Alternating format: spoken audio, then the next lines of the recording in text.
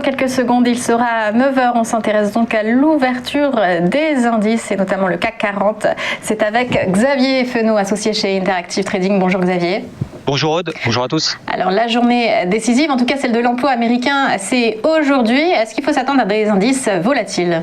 Alors aujourd'hui, ça sera plutôt une mise en bouche parce qu'aujourd'hui, ce sera à 14h15 l'ADP aux États-Unis, donc l'emploi privé. Et demain, on aura surtout le NFP où là, effectivement, ça sera vraiment très important parce que les marchés, depuis quand même quelques temps, essayent d'anticiper peut-être un raffermissement de la politique monétaire de Jérôme Powell. D'ailleurs, je crois qu'il s'exprime juste un petit peu avant ce chiffre du NFP. Donc, il donnera très probablement des indications de savoir si jamais l'emploi, effectivement, repart mieux que prévu, et ben peut-être qu'il commencera à réaffirmer resserrer sa politique monétaire. Donc pour le moment, en fait, on a face à un marché très calme.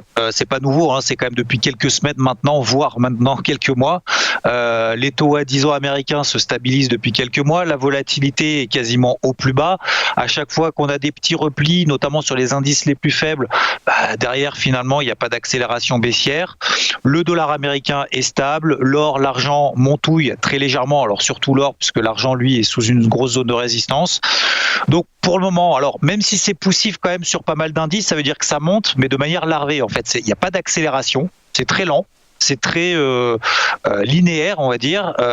Et la semaine dernière, on disait ensemble, attention, le CAC 40, c'est pas le premier indice. Si on est plutôt en faveur d'une consolidation à venir des indices, pas privilégier le CAC parce que le CAC 40, c'est vraiment le plus fort.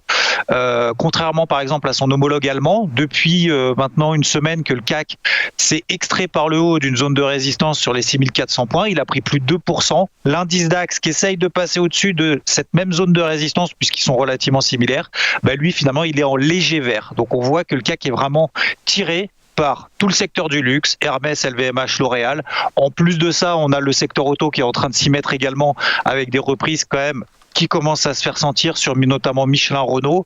On a également Total, je crois que j'en ai parlé, et Airbus qui prend quand même 10% en quelques jours. Donc forcément, ça tire tout ça vers le haut. Sur l'indice CAC 40, il n'y a pas de volatilité. Il y a très peu de repli et c'est là où ça devient délicat, c'est de rentrer dans un tel marché où finalement c'est très linéaire, il n'y a aucun repli pour pouvoir se permettre de rentrer en position, notamment à l'achat. Prendre des positions à la vente, c'est tout simplement anticiper qu'il va y avoir des secousses. Oui, ça peut arriver, mais pour le moment c'est absolument pas le cas. Les points de repère, c'est 6004 sur le CAC, on en est loin maintenant, c'est la MM20 Daily, ce que vous voyez en bleu sur le graphique. À moyen terme, c'est plutôt les 6150, 6002. Donc pour le moment, il n'y a absolument aucune raison d'être pessimiste, tout au contraire.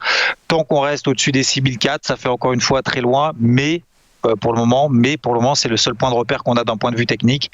Objectif, sky is the limit, parce qu'on regarde le CAC 40, c'est vrai qu'on a des points de repère, notamment autour des 6007, sauf que le CAC GR, qui lui intègre les dividendes, on est sur des nouveaux records historiques, quasiment sans cesse toutes les semaines.